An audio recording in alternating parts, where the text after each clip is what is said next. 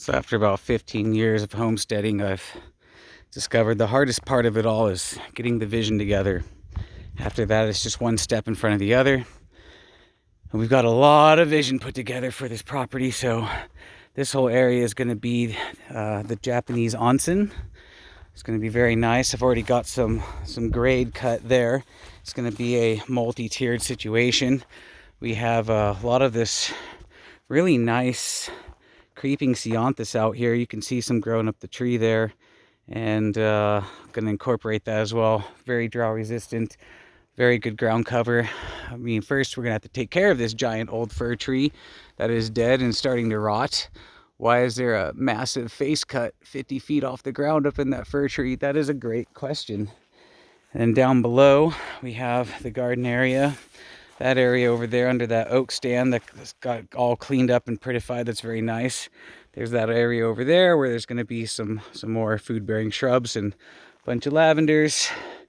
Down there, you can't see much of it. It's going to be the fruit orchard, but I am going to drop a lot of these like really hard-leaning and kind of unhealthy oaks off to the sides, and a lot of this kind of ladder fuel bramble on the edges here that's going to really open up the view out into the valley. So when you're hanging out in the spa, you'll have this amazing view. But before any of that, we're gonna rebuild the deck with fortress steel framing and fiber-on decking.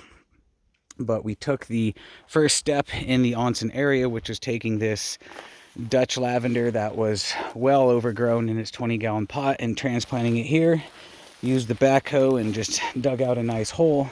Used the native to make this kind of mound and retaining wall down there for it. And then just started backfilling with 50% native, 50% compost. There's an entire half yard of compost in there.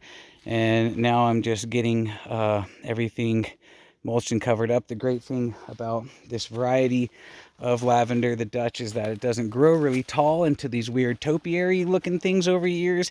The branches fall off to the, will just fall to the side, and then they root into the ground, and it should just kind of stay more lower profile but spread over time.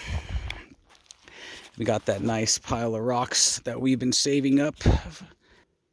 This is the old rock wall. That's kind of a retaining wall, but I want to tear it down, rebuild it, and I'm going to mortar it all together. I'm going to use more and larger rocks, and we're going to build it up a few feet higher, and it's going to extend all the way down there where you see the cut end.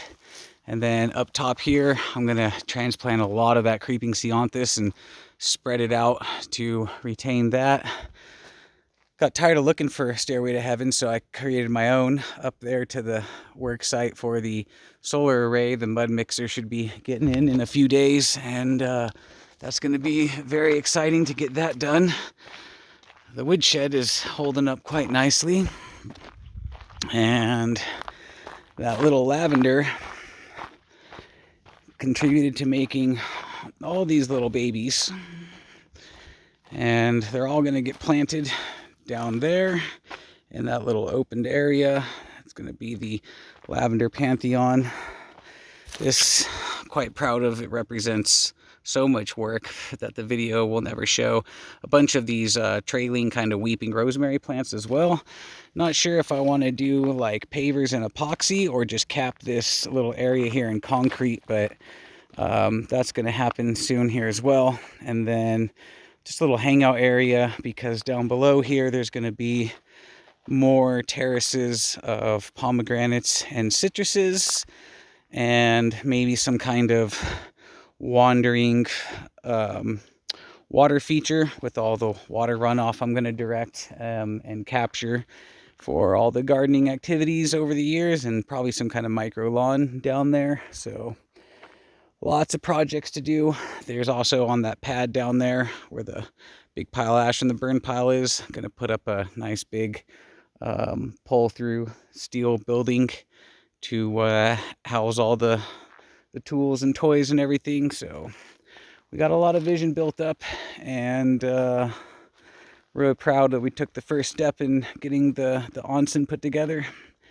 And rebuilding this deck is going to be one hell of a chore, but it's going to look so goddamn sexy when it's done.